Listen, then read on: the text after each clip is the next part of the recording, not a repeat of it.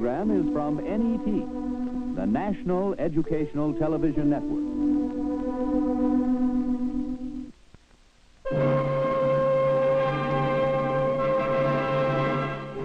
The National Educational Television Network presents Regional Report, a program of fact and comment by NET reporters throughout the country. Today's subject, From Pot to Psychedelics.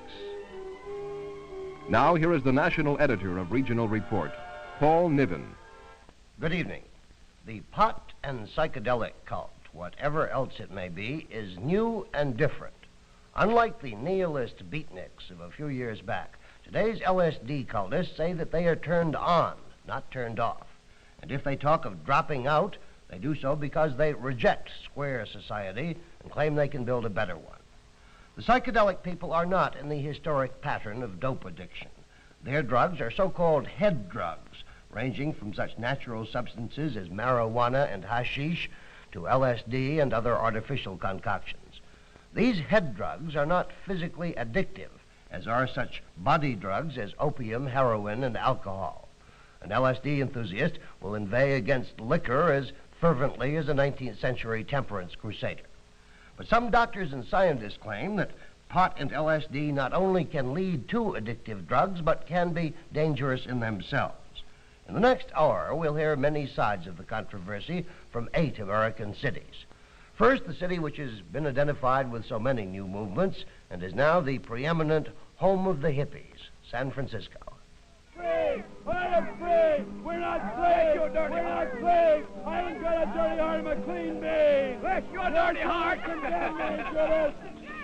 You talk about freedom with no responsibility! You talk about love and no obligation! When you get fined, you'll turn on when you get fined! You get Jesus Christ and you'll turn on! You have turned society off and the world off. You need Christ and turn on. Thank God I've been turned off. I'm turned on and tuned in. Hallelujah. Hallelujah.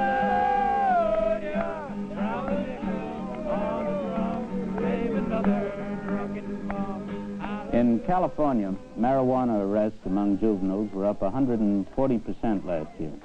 25,000 adults were arrested for taking illegal drugs.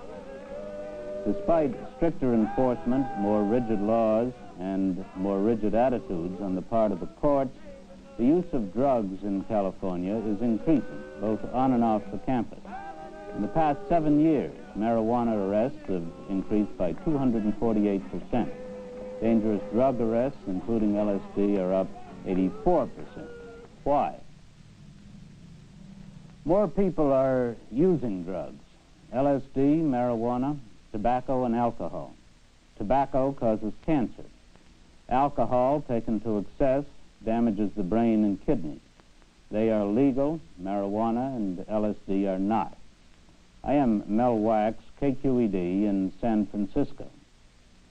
Here in San Francisco and in nearby Berkeley, in fraternity and sorority houses, marijuana is used, both by conforming students and by student rebels. It is used by hippies in the Haight-Ashbury district. It is smoked in cigarettes, pipes, Turkish hookahs. It is sprinkled on salads, used as seasoning in soup, and mixed in chocolate chip cookies, even in the imposing Victorian homes of Pacific Heights.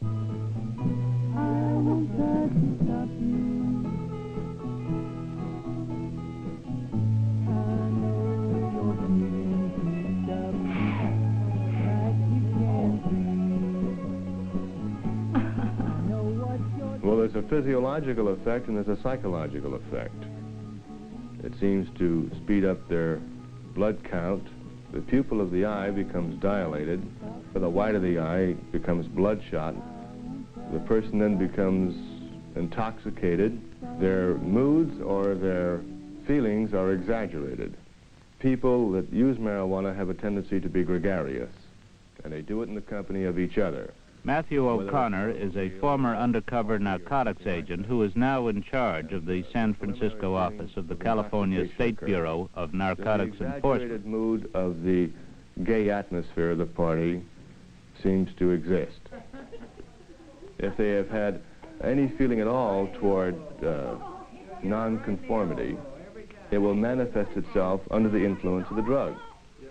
So that if the group or if the individual feels a tendency to be promiscuous in sex, any reservations that they had about it are dropped while under the influence of the drug. This is particularly true in the case of marijuana. This is a kilo brick of marijuana. It's 2 2/10 pounds, and we were paying $225 in 1965 per kilo. This is a portion of a kilo now. We're paying $80 a kilo in 1967. I can't see anything wrong with it at all. I know it's not physically harmful, and I never put the drug down. The drug, I couldn't call it a drug. It's just a weed because people call it a weed. It's put here on God's planet. It's put here for everybody. There is a large supply, and it's the old situation of supply and demand. These are marijuana cigarettes. They're frequently referred to as joints, reefers, sticks. Oh. Are you stealing my red fire? They smoke it in a pipe, and they also drink it as a tea. They wash the seeds and the stems and some of the marijuana material in wine, and then consume the wine with the view that the alcohol has... Gin? No, it's not in gin. Washed the cannabinol, the cannabis resin, from the leaves and simply drink the wine for the same effect. Mixing your media. Marijuana is not a narcotic.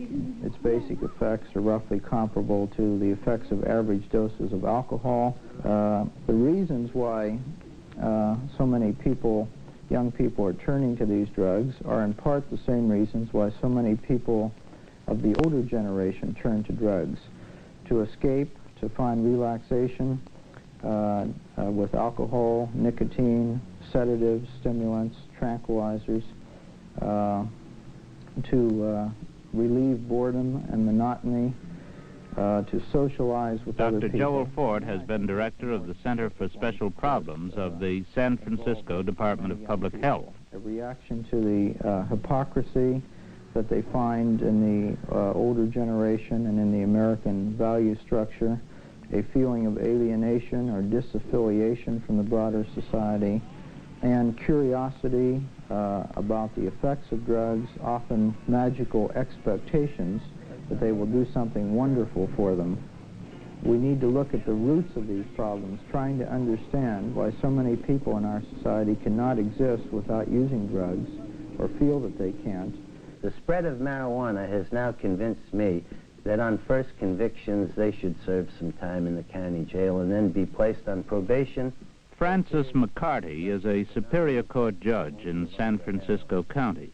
From the ones I have seen, they are not from broken homes or deprived families or poverty families. They're from good families, from stable families. The last group, one of them was the son of a university professor. They're seeking something that they cannot find. What it is, I don't know. Basically, it is a medical problem as to the users. I'm not talking about sellers, rather than a penal one. And I think these people are sick, and I think these people should be treated compassionately and at the same time made to realize that these offenses, that is marijuana and hard narcotics, are felonies.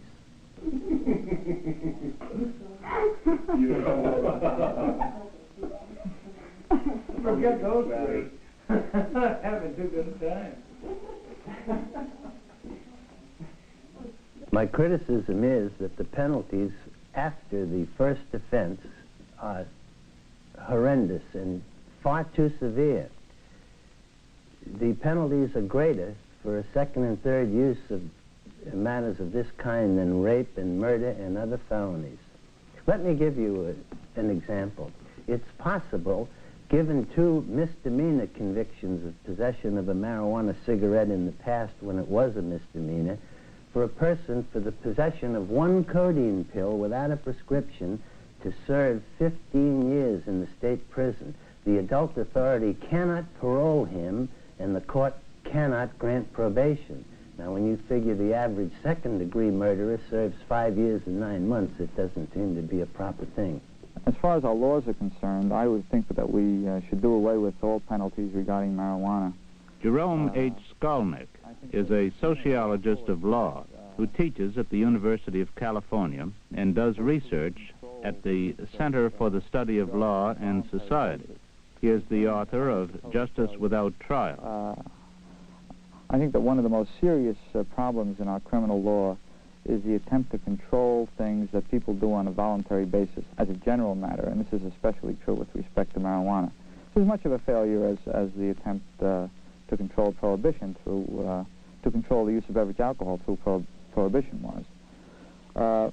As far as our medical policy is concerned, I would say that the medical people in general, well, they vary, but let's take the best of them.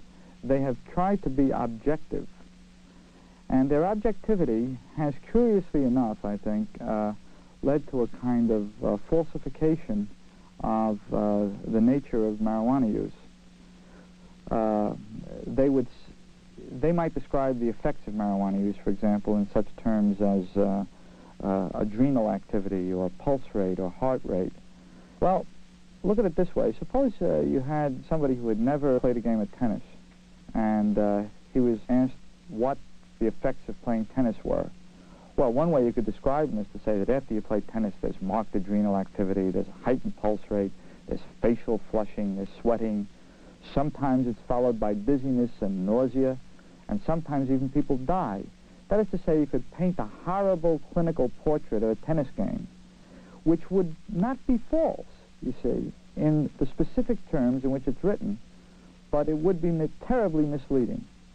And I think that much the same thing has been done with respect to the use of marijuana, for example.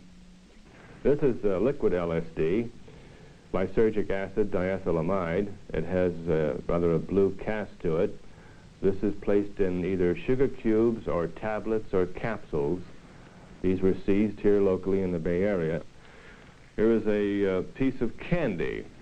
We assume that the LSD was put in liquid solution and drops were placed on a portion of the candy so that an individual would have pieces of candy in his pocket or sugar tablets. And the LSD would only be on one side and not discernible to the cursory examination by anybody, including a police officer. There's a big difference between being inside and outside. Outside trips are sort of sufficient unto themselves. But when you're outside, I mean, you're sort of isolated on one hand, and you're part of something else which is altogether different. You're part of all the whole thing that's around you, particularly if you're someplace like up in the hills. And there was a heightened sense of color, sense of design, particularly design, picking up patterns in everything, picking up patterns in nature. Just the vaguest sense of being part of something that's a whole lot larger than one person or a whole body of people. It's beautiful. And I've taken them, and I've had nothing but beautiful things happen to me ever since. And I'm much happier now, and much freer, and I love everybody.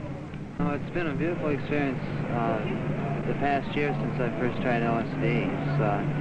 It's opened my mind to accepting the different people that turn on to the different drugs, and I haven't seen any harm in any of them. I've given each one of them, you know, a little bit of my time, and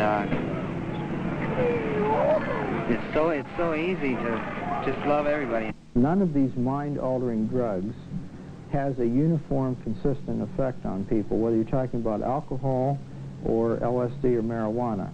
Therefore, the drug itself would not make people more loving or friendly, or, for that matter, more aggressive or antisocial. What happens is the drug interacts with the personality or character structure of the person taking the drug and the social setting or context in which it's taken. And it's this combination of things that we loosely call the drug effect. So depending on the already existing attitudes and values of the person taking the drug, it could have many different effects. Some people would become let's say, more loving. Others would become less loving. Some would have a possibly beneficial experience. Others would have a possibly harmful experience. I would assume that LSD, like many other biotics or chemicals, will have many very fine and efficacious uses for the benefit of mankind. I would say that that's probably a certainty. But it is as dangerous, more so, than dynamite or a nuclear bomb. And it shouldn't be used except under the closest supervision of the most competent authorities. Research is what is needed here.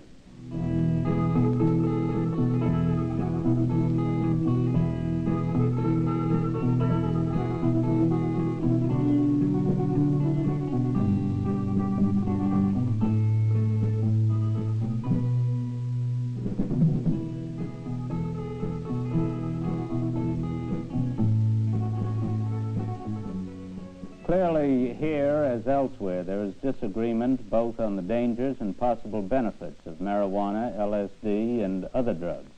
There is disagreement about how to cope with them, whether they are legal, medical, or social problems, or even whether they are problems. All agree that the use of drugs is increasing in all segments of society, but particularly among the young and among the students. Much more must be known about the effect of these drugs on the body and on the mind. It has become virtually impossible in recent months to pick up a paper in New York and not find a story about kids using drugs. There are two reasons for this. Nothing makes a better headline than a story about a pot raid on campus. And secondly, there is the simple, undeniable fact that more young people are experimenting with drugs than ever before. This is Terrence Smith reporting for WNDT. I'm standing on St. Mark's Place in Greenwich Village. And so far as the drug scene is concerned, this is where the action is. Obviously, a devoted pothead can get his marijuana, or his LSD if that's his hang-up, almost anywhere in the metropolitan area. But nowhere is it easier than in this immediate neighborhood.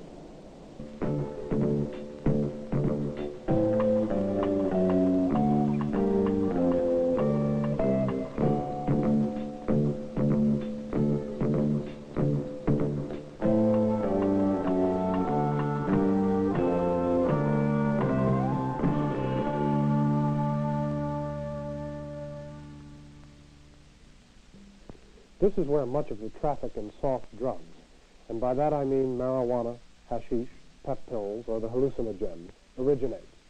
It spreads out from here throughout the greater New York area, and since its audience is predominantly young, it frequently finds its way to college campuses.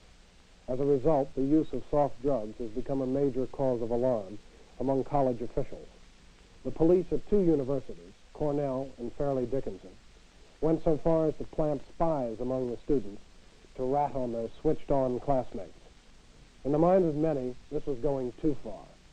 But few people question the fact that the use of soft drugs, including the potent LSD, has reached unprecedented proportions. A number of doctors in New York are looking into the physiological effects of LSD. Among them is Kurt Hirschhorn, a geneticist at Mount Sinai School of Medicine. The research derived from some findings by Dr. Maimon Cohen from the Department of Pediatrics at the State University of Buffalo, who is a geneticist there, who decided to add some LSD to cultures of human peripheral blood white cells, lymphocytes, which one can make divide in culture. When he added LSD in doses that are equivalent to those that float around in the blood after one takes a usual dose of LSD, he found that there was a high percentage of chromosome breaks and rearrangements. And what have you discovered so far? We know that other agents which cause similar breaks and rearrangements, such as X-rays, certain types of viruses, and certain types of chemicals, all of which are associated either in man or in experimental animals with the production of leukemia and other tumors, that these agents are capable of producing such breaks and rearrangements. We therefore have to follow these patients for some years to see whether the production of breaks and rearrangements in them will also cause an increase of leukemia and other tumors. This is one of the potential dangers of such damage. Another problem is that we do not know whether these same breaks and rearrangements occur in the cells of these patients which produce the sperm and the egg from which their future offspring will be formed. If such damage occurs in these cells as well, then there's a possibility, number one, of great damage to the child, great enough in some cases to produce an early abortion, perhaps less great in other instances, in which case the child may be born with congenital malformations, including mental retardation, and in even some cases where the rearrangements of the chromosomes are balanced in such a way that the child that is born looks apparently normal, but itself has a potential danger of producing abnormal children.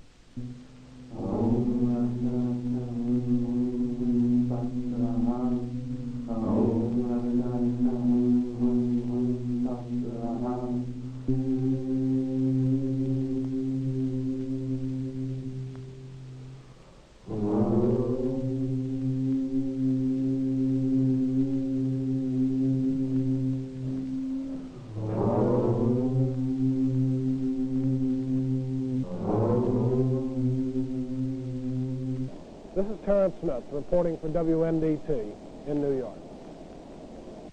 Drug cult. The movement has much in common with religion, and it has in Dr. Timothy Leary, a colorful and articulate evangelist. He was interviewed in Houston by Carl Brazel of station KUHT. Dr. Leary, how do you evaluate your influence on the increase in the use of hallucinogenic drugs by college students? Well, I want to make it clear that I didn't invent LSD. God made LSD, the evolutionary process. LSD has been used in its plant form for thousands of years. Nor have I been a pusher or a advocate of LSD. I've been in the position of a prophet who's been pointing out to his fellow man that this was going to happen. 5 years ago, several of us from Harvard went down to Washington. We told the FDA, hey, listen, there's going to be an LSD boom. It can't be stopped. It's going to be used. It's going to take over. You better be ready for it. Then I'm in the unfortunate position of Cassandra, who, when the hurricane occurs, is blamed for it. Far from telling people they should take LSD, my message to young people is, since you're going to take it anyway, be careful when you take it. Take it for the right reasons. Take it in a sense of seriousness, and take it well prepared. And don't take it unless you know what you're getting into. Do your feelings along these lines include other drugs as well as LSD? Marijuana, heroin, mescaline? Well, there are two types of drugs. There are the down drugs, the narcotic drugs that put you in a stupor, of which heroin, the opiate derivatives, and alcohol are the prime offenders, and of course the tranquilizers and barbiturates also take you down. Then there is a large armamentarium of up drugs, of up experiences, of which marijuana is the mildest, going through mescaline, peyote, LSD. But I must point out that LSD is already somewhat old hat. There are now currently available in certain American cities and in certain chemical laboratories drugs more powerful, which last longer than LSD. This is just the beginning of a scientific and psychological breakthrough, which can't be stopped by laws. Don't you feel that it's wrong to encourage the use of these illegal drugs by college students? This is, in effect, isn't it encouraging the breaking of a law? Well, I never tell anyone what to do with their body, because what we're talking about here is the first and last frontier of freedom, my body. Now, who touches my body, or what touches my body, or what goes into my body, that's the last and first frontier of my divinity. And I have to say to Caesar, as every religious spokesman has done for the last few thousand years, Caesar, I render unto you what belongs to you out there, in the highways and the byways and the weapons and the banks. But I reserve my right to do within my own body what feels right to me. There can be no laws about what goes on inside a person's body. And I'm engaged in several court cases right now testing the constitutionality of these laws which tell you what you can put in your body. The marijuana laws are clearly against the Constitution, against the ancient traditions of mankind. The laws against LSD will not stand up. What you can do, you can put labels on the package, and we're all in favor of the FDA and the federal government putting labels on the package. If I want to kill myself quickly with cyanide or slowly with cigarettes, fine. Let the government tell me that. Let the government put on the marijuana package the scientific evidence about marijuana. Let the government put on the booze bottle what booze does for you if they want to be concerned with public health. But they cannot pass laws and maintain laws which govern what people are going to do, particularly something pleasant and something revelatory and something educational like LSD. Why are 10 million Americans smoking marijuana today? I mean, these are not criminals, they're not dope fiends. Matter of fact, they come from your best colleges, and they're your most effective people. The latest statistic is that 70% of the freshman class at Harvard smoke marijuana. Now, that's my old alma mater, and I don't want to boast, but that's a sign of the times. You just can't stop intelligent, thoughtful people from doing something that feels good and right to them. One final question, Dr. Leary. How will you explain, or how do you explain, the rather unconventional attire that you have on at this time? Unconventional? My dear Carl, this is the most orthodox attire that a man can wear. What you're wearing, a tie and that funny suit, is that's a fad. That's only been around for 20 or 30 years. I'm wearing the ancient garb of my profession, which is prophet, which is part-time would-be holy man. I'm the orthodox person. You know, as Alan Watts says, there's nothing as far out as a square. Just look at the way he acts and dresses. In Washington, we talk with some of the people who administer and enforce the laws which Dr. Leary dislikes. These government officials say they are worried about the drug vogue. This is John Davenport of station WETA, Washington, D.C. In true bureaucratic fashion, the problem of drug abuse, as seen from here, is handled by two agencies, the Food and Drug Administration and the Federal Narcotics Bureau. The Narcotics Bureau enforces laws against possession of marijuana and the so-called hard drugs, such as heroin. The Food and Drug Administration concerns itself with LSD and the so-called dangerous drugs, such as pep pills and goofballs.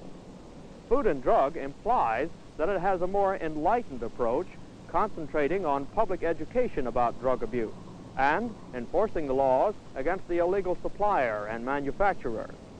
FDA claims it's not out to make a criminal of the user. Its administrator is Dr. James Goddard, the first medical doctor to head that organization. Our job is to really, there's three things. First of all, we want to provide good information, an educational program. Secondly, we need to carry out research. Why do people wish to withdraw? Understanding that might give us a better basis upon which we could build a good educational activity. And third is the enforcement. And there, as I said, we are interested in seeking out the illegal sources of supply and bringing them to justice rather than the individual users. Patrick O'Carroll, veteran federal narcotics agent, says the stories on how the Federal Narcotics Bureau operates are sometimes untrue. Well, I think this is the most important aspect of any discussion on marijuana. There does seem to be a great amount of misinformation or inaccurate statements in regard to marijuana. And we in the Bureau of Narcotics, or we in the enforcement community, have been accused of telling horror stories about marijuana that are not true. Now, I think it's important to point out, because this is where the misinformation and where the inaccuracies begin, that there is nothing inherent in a marijuana cigarette that will cause a person to begin using heroin and injecting himself with a needle. It isn't the marijuana as such that causes this transition. At least this has never been documented. What does cause it is this involvement in the drug culture or the subculture of a person, and he begins with marijuana, which is quite easy to take and to smoke. It's something that he's done before. And once he becomes involved with this drug culture, his whole life changes. Our overall impression from this survey is one not so much of blacks and whites as of various shades of gray. It may be anomalous that marijuana, which is illegal, is less harmful than alcohol or tobacco, which are not illegal. The recent report of the President's Crime Commission is surprisingly open-minded on the subject. Even Dr. Leary would agree that LSD presents more serious problems. The pot smoker is a pleasure seeker, but the LSD user professes higher motives. ranging from the liberation of the individual to the salvation of the world. At the same time, a bad trip can be disastrous. Several recent studies now have tentatively linked LSD with genetic damage and leukemia. The whole subject is so new that research has scarcely begun. The psychedelic people claim that theirs is the real world, that the straight or square world is unreal. Be that as it may, and for better or for worse, the evidence is overwhelming that in terms of the number of people involved, especially young people, the psychedelic world is growing and growing rapidly. Good evening.